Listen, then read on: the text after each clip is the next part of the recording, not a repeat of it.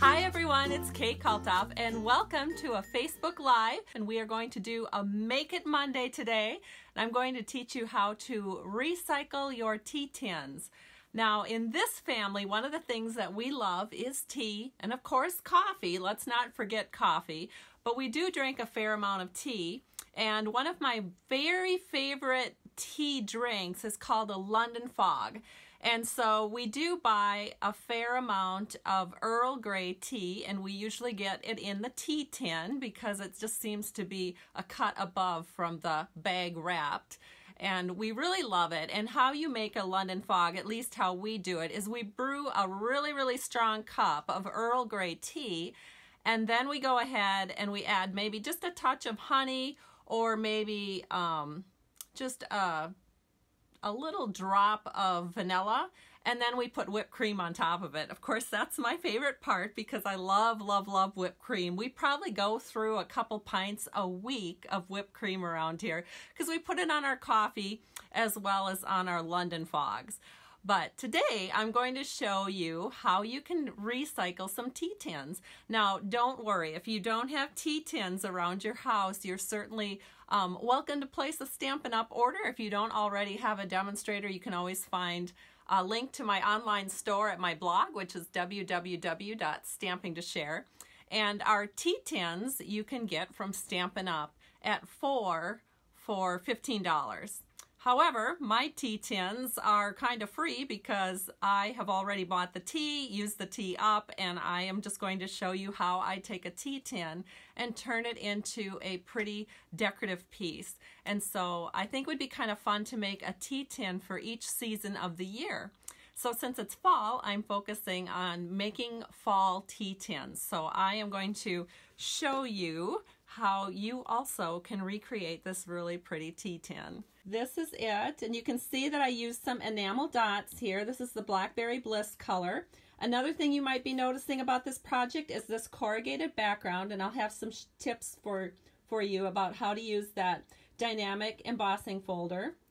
And this is the tin all the way around, and it just looks so nice. And then of course this is the top, and I'm going to show you how to get that really perfectly made top so it looks like it's just part of the tin. Doesn't even look like designer series paper on there. It looks like it's the way the tin was made. And then of course that's the inside. So some of the things you could put in here would be like a gift card and maybe some coffee beans. If you're giving it as a coffee gift, you could put some little snacks or treats in there. There's just so many different things. It kind of depends on the time of year and what exactly you're going to put in it. With this being a fall tin, it would be kind of nice to maybe put some coffee beans in there and then a coffee gift card. I think that would be really cute. All right, so let me show you the tin. This is the Earl Grey Supreme tea that I like to purchase, and it's Harney & Sons. And it's a very excellent tea. Brews up really strong, which is what you want when you're making a London Fog. And so the inside is just plain, just like the other one. And I'm going to go ahead and show you how I did this. So I'm going to start by sharing the designer series paper. So we are using the Country Lane designer series paper. And we are also going to be using the Detailed Leaves. You can see that on the main tin there's this beautiful leaf cut out, which is from our Detailed Leaves set of Thinlits, which can be bundled with the Falling for Leaves stamp set. And I'm not actually using the stamp set today, but I would probably suggest going ahead and getting it with the Detailed Leaves Thinlits, because that way you can save 10% on both of these, and they only offer them as a bundle the first time that it's introduced. So here's a few of those Thinlits, and I've talked about this before because I think I've done another project with this, and so they're lots of fun. It's beautiful. And what I did when I started this is I figured out which was the back side of my tin. To do this, I just figured out where the seam was, and I assumed that that is what I want to the back. And then what I did is I took a 2.5 inch by 4 inch piece of designer series paper, and I put it on with tear and tape. I just put a strip here and a strip there, and I put it right on. And I'm just going to go ahead and I'm going to give you all the dimensions that I used today for the Harney & Sons tins, because I know that if I don't, someone will ask me to do that. So the next thing that we need to do is we need to continue wrapping this so that the entire thing is wrapped in designer series paper. So as you can see, I picked this design from the Country Lane designer series paper, and I cut it at 4 by 11.5. The reason I cut a 1/2 inch off the end is because there was just a little more excess than what I wanted to work with, and so I just took that extra 1/2 inch off. All right, and then so let me go ahead and show you now what I did. I took the tear and tape, and one thing that I did is on each of the sides, except for the very back side where I just put the designer series paper on, is I just took the tear and tape and I'm putting it onto the front right here, and I'm just bringing it, let me grab a scissors here, and I'm going to cut this a little bit down because I think that's a little high. Let me grab that. There we go. All right, so I'm going to burnish that down, and then I'm going to do that on all of the sides. Luckily for you, I already have done that in advance, but I did want to show you how I did it on one of the sides. So this is the front side, and then of course you can see on the sides, I've done it here, and I've done it here. Now on this one, I have it behind the designer series paper. I've also put it on the back of the designer series paper that I've cut out and got prepared. I put one on each side, so I have a strip. So now I'm going to go ahead and I'm going to peel off the strip here, and wish me luck, I'm going to go ahead and do this live. So I wanted to make sure I had this the same direction as what I have this piece, which I think I do. And now I'm going to go ahead and I'm just going, there's kind of a lip down here, so I'm going to bring it as close to this other edge as possible and set it on this lip. That's going to help me keep it straight. And then I'm going to set it up here. And that looks pretty good. I'm just burnishing it down. And now what I'm going to do is I'm just kind of folding it around the whole tin. And that looks pretty good. So I kind of put my fold areas into it in advance, just so that the paper will fold for me as I go around the tin. So now the next step is just to take a scissors, and I'm going to go ahead and lift away this tear and tape liner to expose the adhesive. And then I'm going to bring the paper around and try to get that as flush as I can to the bottom. And so as you can see, I'm just going to do one side at a time all the way around. So now it's time to do the very front side. And again, it's just grab that little adhesive panel here, expose the adhesive. It's easy to do this with a scissors, and it's a lot easier to do it if you're not videotaping yourself, trust me. This morning when I was working on this project, I was thinking, oh boy, I hope this is going to go okay. But it looks like it's going good. So far everything is working out pretty flushly. So now we're going to go ahead and take this one up, and the final one here. And then we'll have it all the way around, covering all the sides. Now we still have this edge to do, but I'm just going to wait with that. And again, I'm trying to get it as flush as I can to this bottom edge. And now the final little thing that we need to do is just pull off the adhesive here.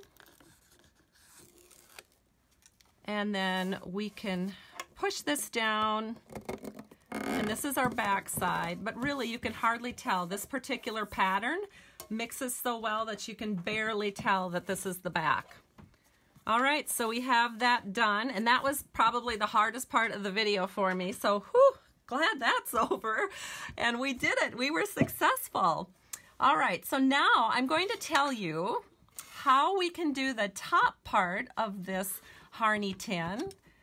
Harney and Sons. Boy, I sure hope I'm saying that right. H-A-R-N-E-Y and Sons. Anyway, it's a very good tea. I'm sure I just find it at Target or just any local grocery store.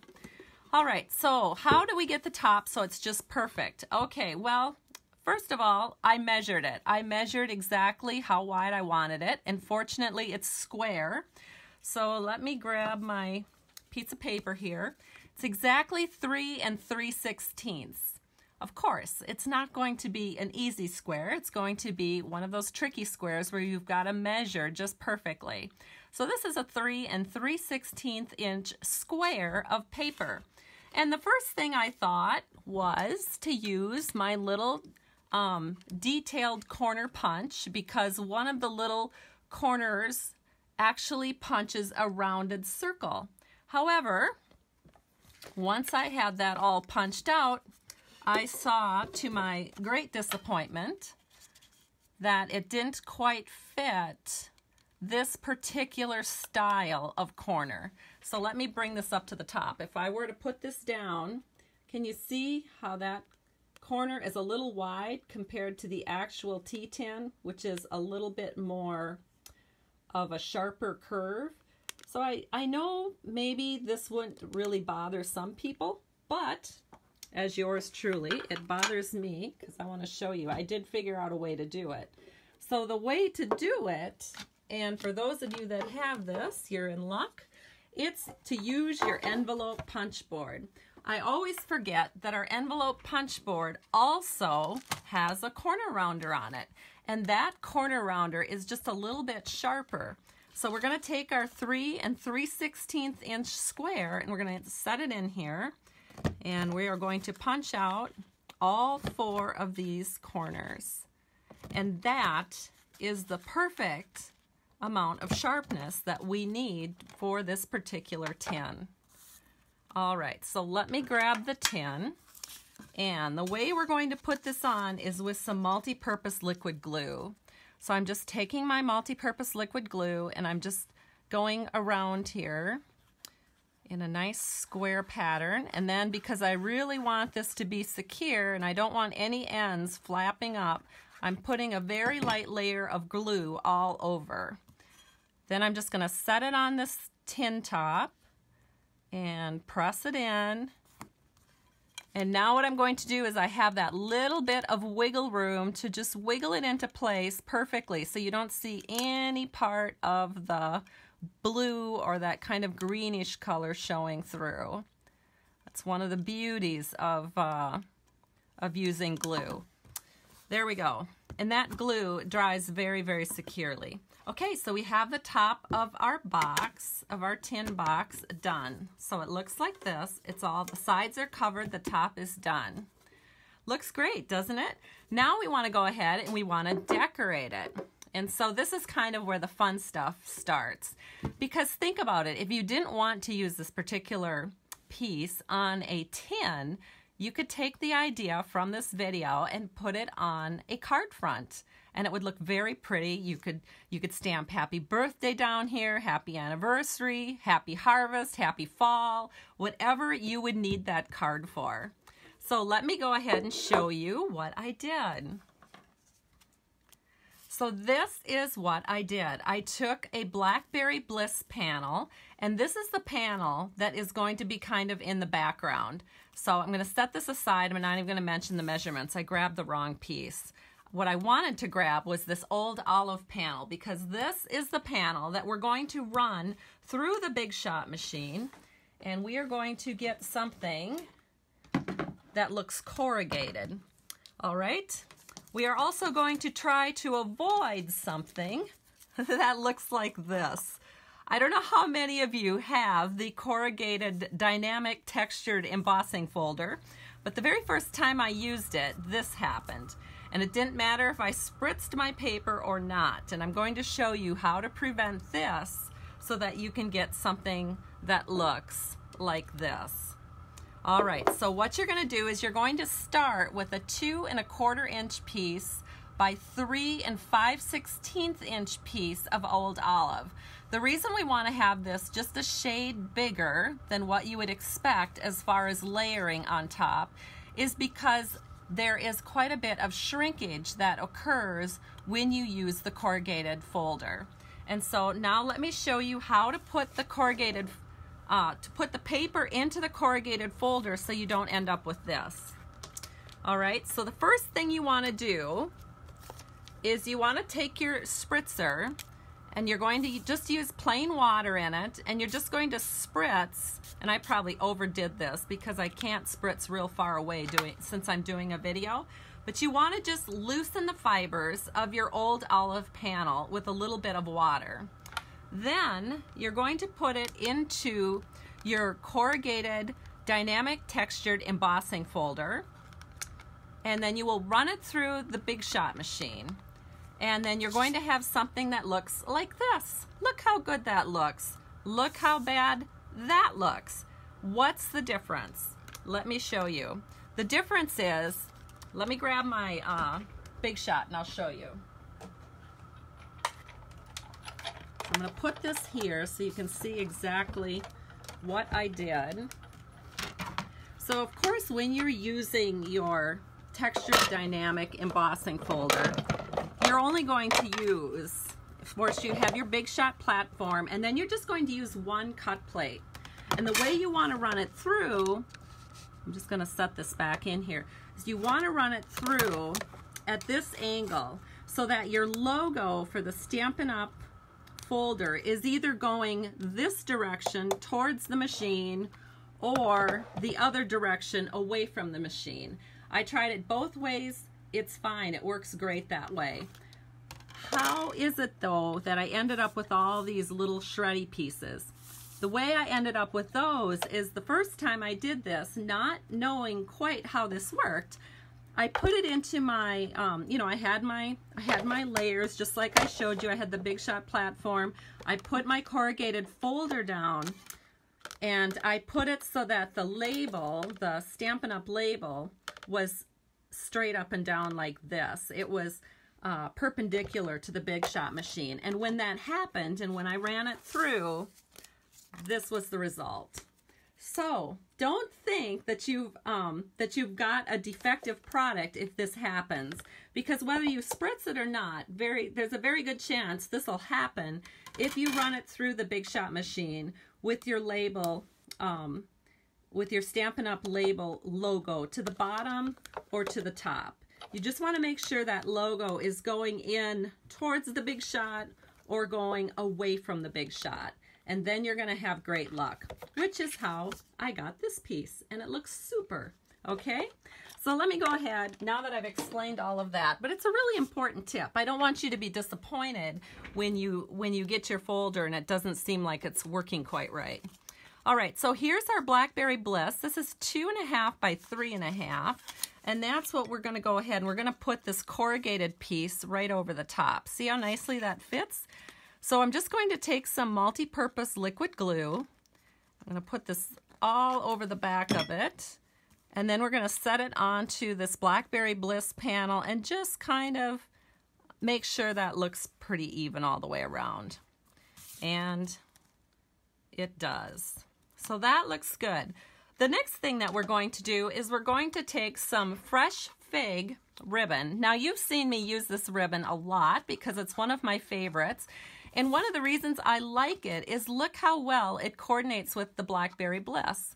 You don't have to, I really think it almost matches exactly. Even though it's called Fresh Fig, to me it looks almost more like Blackberry Bliss. And so this is our, I think there's a special name for it here. Let me see if I can find it. This is our mini ruffled ribbon, again, in Fresh Fig. Oh, and I don't know if you guys do this, but I have to show you. One thing I do to keep my ribbon looking all nice and neat on my rack is I put one of these little tiny map pins in it. And so this is what the map pin looks like. I'll see if I can hopefully show you. It's very short, and it's got a nice big end on it so that you can easily grab it. And it works great to keep all those little stray pieces in place.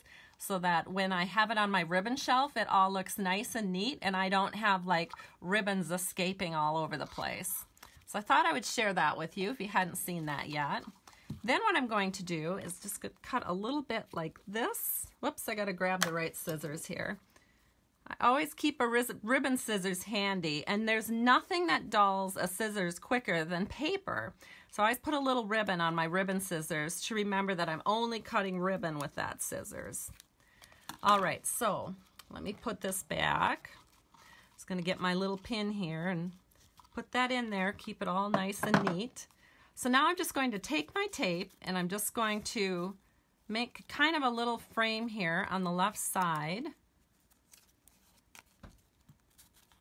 And then we'll just tape this around.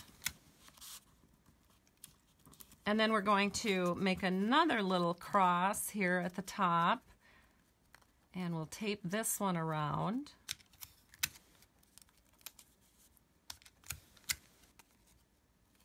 And that looks pretty good. All right. Now we can go ahead and we're going to take some dimensionals. And we're just going to put some dimensionals here on the back. All right, so we're going to take this piece that has 5 dimensionals on. I'm going to take the tin and sit it down here, and we're just going to set it in about like this. And that looks good. Now what we're going to do is, and I did this in advance, I took my magnetic platform, and then I have a cut plate. And then I took the leaf that has the lacy cutouts and I put that on a scrap of crushed curry.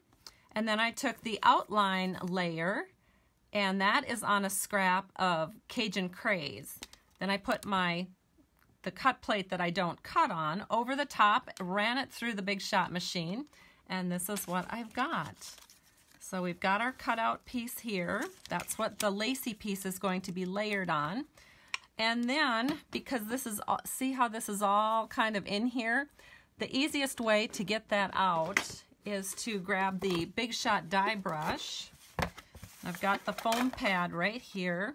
I'm going to take the die brush and I can just run it or push it kind of over the top of the cutout of the die. And then that loosens it up and then it comes out and wow, there's hardly a piece that's not out. There, that looks really good. Okay, so now we're ready to go ahead and we're going to layer that. So to layer it, and I've shown you this before, but I'll show you again because that is my next step, is I'm going to take my lacy cutout, I'm going to turn it upside down. I'm going to grab a little bit of snail here.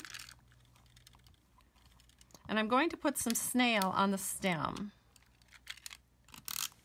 And as you notice, I'm using my silicone mat. So the snail doesn't actually stick to the mat, it's only sticking to the paper. And then I'm just going to put a few little, I'm just putting a little bit of the tape here on the back side. I'd put it all over, but just little bits. And then I can flip it over. And to make sure that I don't have any of the webbing that you sometimes see with snail, I just take my die brush again, and I'm just going to run over the top. And as I do that, it sort of pulls the webbing away, oddly enough, so that you can't see it anymore. And it works so great. Then what we're going to do is we're going to take this cutout, and we're just going to layer it over the top. And the way that I do this, because without using glue, you can't wiggle it into place, so I'm going to take the trickiest part, which is this stem, and I'm going to set that down first and make sure that that looks nice and even. And then I'm also kind of looking here and making sure that looks even. And then I can just press that down. And then I'm just going to see what that looks like, and that looks great. So now I can flip it over to the back side and just burnish it down. That way I know it's going to stick really well.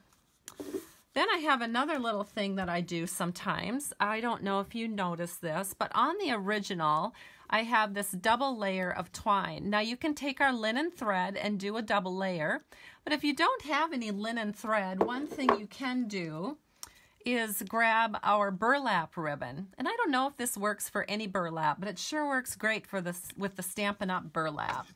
So if you take a length of the Stampin' Up! Burlap ribbon, there's a little bit of a silver threading that holds all this burlap together.